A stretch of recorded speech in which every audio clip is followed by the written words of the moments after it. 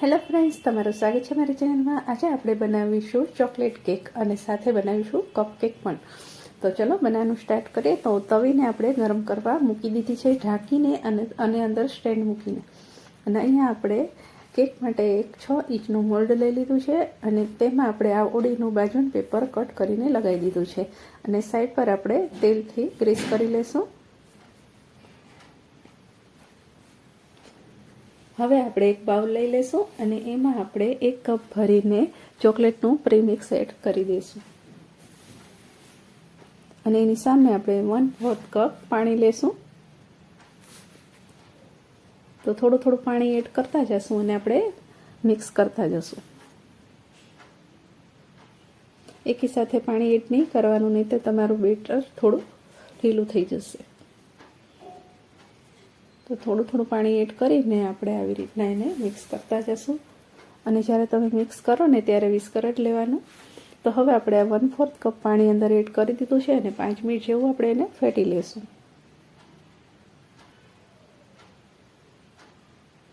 તો 5 મિનિટ જેવું થઈ ગયું છે। હવે આપણે એમાં 2 થી 5 ટીપા જેવું તેલ એડ કરીશું। એનાથી વધારે એડ નહીં કરવાનું, નહીં તો તમારી કેક જ્યારે તમે બહાર કાઢશો ત્યારે ભૂકો થઈ જશે।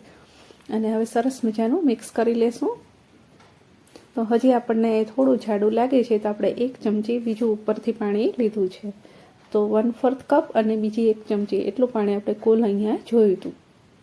તો ફરી પાછું અંદર મિક્સ કરી લેશું અને 1 મિનિટ જેવું ફેટી લેશું। તો સ્મૂથ આપણું બેટર સરસ મજાનું બનીને તૈયાર થઈ ગયું છે। હવે આપણે કેકનું મોલ્ડ લઈ લેશું અને એમાં આ બધું બેટર એડ કરી દઈશું। તમે જોઈ શકો છો કે સરસ મજાનું એકદમ સ્મૂથ બેટર બનીને આપણું તૈયાર થઈ ગયું છે।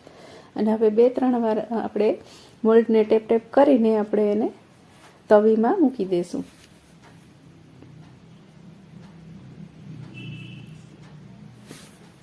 પછી હવે આમાં આ ઢાંકણ નહીં આવે એટલે આપણે એક ઊંડું તપેલું હોય એ લેવાનું અને આવી રીતના ઢાંકી દેવાનું અને ગેસની ફ્લેમને આપણે એકદમ મીડિયમ રાખવાની છે, ફાસ્ટ નહીં રાખવાની, નહીં તો તમારી કેક બળી જશે। અને એને આપણે 30 મિનિટ સુધી અડવાનું નથી। હવે આપણે કપ કેક માટે બીજું પ્રીમિક્સ લઈ લેશું। તો અહીંયા આપણે અડધો કપ પ્રીમિક્સ લીધું છે, કેમ કે આપણે 6 કપ કેક બનાવવાના છીએ એટલે આપણે અડધો કપ લીધું છે, તમે જોઈ શકો છો। હવે આપણે એ બાઉલમાં એડ કરી દઈશું અને જે આપણે 1/4 કપ પાણી લીધું હતું એનું આપણે અડધું લઈ લીધું છે। એ આપણે થોડું થોડું કરીને અંદર મિક્સ કરતા જશું અને વિસ્કરથી એકદમ સરસ મજાનું હલાવતા જશું। તો આપણે પાણી બધું મિક્સ કરી દીધું છે અને હવે આપણે સરસ મજાનું હલાવી લેશું અને એમાં આપણે 2 થી 3 ટીપા તેલના એડ કર્યા છે। આપણે 1 કપ લીધો હતો તો 6 ટીપા જેવું લીધું હતું, તો અહીંયા આપણે 3 ટીપા લીધા છે, કેમ કે આપણે અડધો કપ લીધું છે। અને સરસ મજાનું બધું 1 મિનિટ જેવું મિક્સ કરી લેશું। તો સરસ મજાનું સ્મૂથ એવું બેટર બનીને તૈયાર છે। હવે આવી રીતના 1 ચમચીનું માપ લઈ લેવાનું અને કપમાં આપણે એડ કરી દેવાનું। તો અહીંયા મેં કપ કેકના જે કપ આવે છે એ લઈ લીધા છે।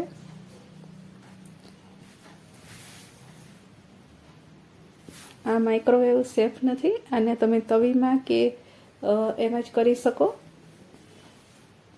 તો 1 ચમચીનું આવું માપ લઈ લીધું છે, એક ભરીને આપણે એડ કરીશું બધા કપમાં, જેથી આપણે બધા કપ એક સરખા બને।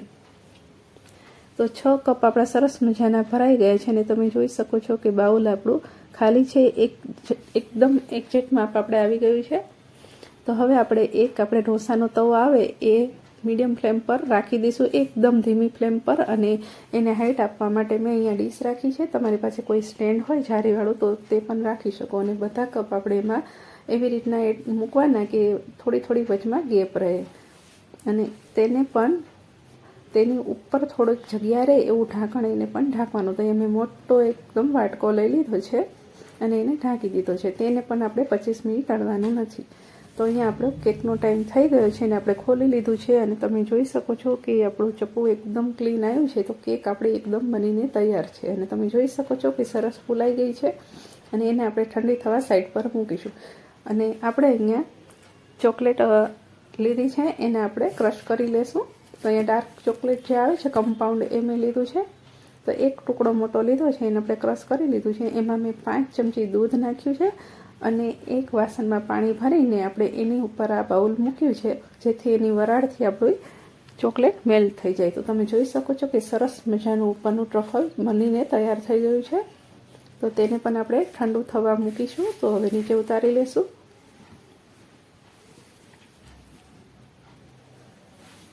અને આ બાજુ આપણા કપકેકનો પણ ટાઈમ થઈ ગયો છે, તો એ પણ આપણે જોઈ લેશું. તો એકદમ સાચવીને આપણે ખોલી લેશું. તો તમે જોઈ શકો છો કે સરસ મજાના કપકેક આપણા બનીને તૈયાર છે ને ચપ્પુ એકદમ ક્લીન આવે છે. છેક ઉપર સુધી આપણું કપકેકના બેટર ફૂલાઈને આવ્યું છે. તો સરસ મજાના કપકેક પણ આપણા બની ગયા છે. તેને પણ આપણે સાઈડ પર ઠંડા થવા મૂકી દઈશું.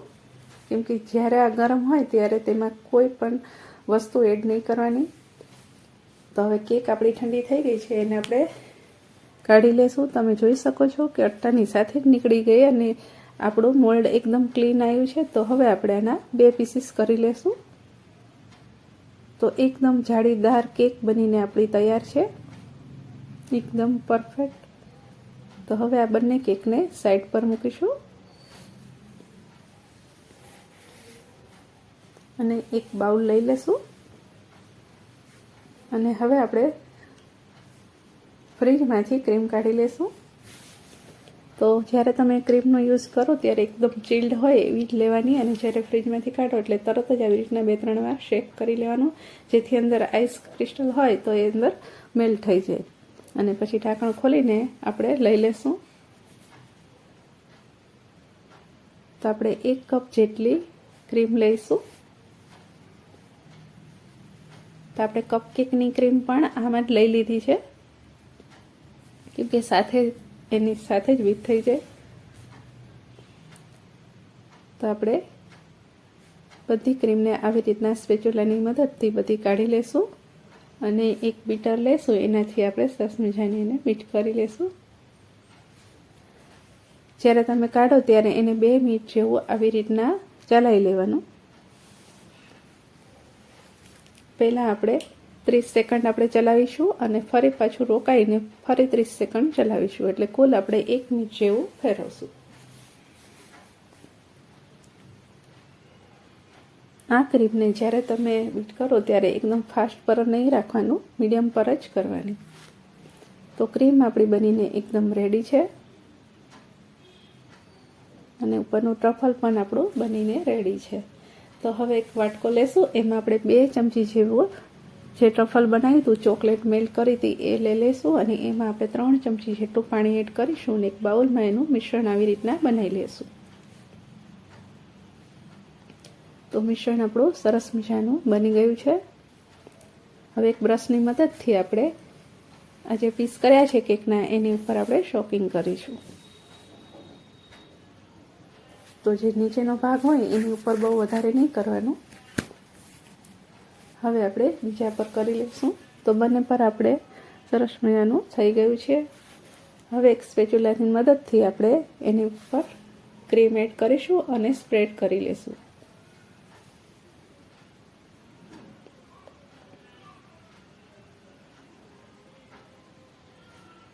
હવે બીજો ભાગ આપણે ઉપર રાખી દઈશું. જ્યારે તમે કેક બનાવો તો ઉપરનો ભાગ નીચે રાખવાનો અને નીચેનો ભાગ ઉપર રાખવાનો, જેથી તમારે શેપ એકદમ સરસ આવે. તો બીજાને પણ લગાવી દઈશું. જો તમારે આને ક્રીમ લગાવ્યા વગર ડાયરેક્ટ આ સોસ એડ કરવો હોય તો પણ કરી શકાય. તો હવે આપણે એની ઉપર જે ટ્રફલ બનાવ્યું હતું એ બધું ચોકલેટનું એડ કરી દઈશું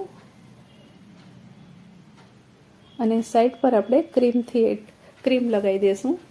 સાઈડ પર આપણે ક્રમ કોટિંગ વ્હાઈટનું કરશું અને ઉપર આપણે ચોકલેટ સોસથી કરીશું, એટલે ચોકલેટનું જે ટ્રફલ બનાવ્યું હતું એનાથી કરીશું. હવે એક ગ્લાસ લઈ લઈશું, એમાં આપણે પાઇપિંગ બેગ રાખીશું અને એમાં નોઝલ લગાવી દઈશું અને ક્રીમ આપણે થોડું એમાં લઈ લઈશું. અને હવે આપણે એમાં નાના નાના ફૂલ બનાવી દઈશું અને આઉટલાઈન આપી દઈશું.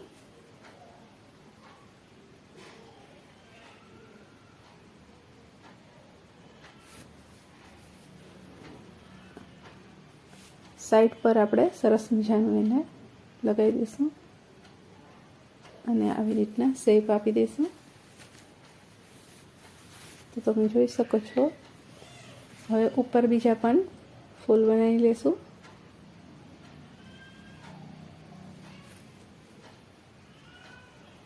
અને હવે એમાં સિલ્વર બોલ્સ લેશું અને ઉપર ડેકોરેટ કરી દઈશું. તો કેક સરસ મજાની આપણી બનીને એકદમ રેડી થઈ ગઈ છે. હવે આપણે એને ફ્રીજમાં મૂકી દઈશું. તો તમે જોઈ શકો છો કે કેક આપણી એકદમ મસ્ત બનીને તૈયાર છે. તો હવે આપણા કપ પણ ઠંડા થઈ ગયા છે. તો આવી રીતના એક નોઝલની મદદથી એમાં થોડો ગેપ કરી લેશું અને જે સોસ બનાવે તો એ એમાં એડ કરી દઈશું.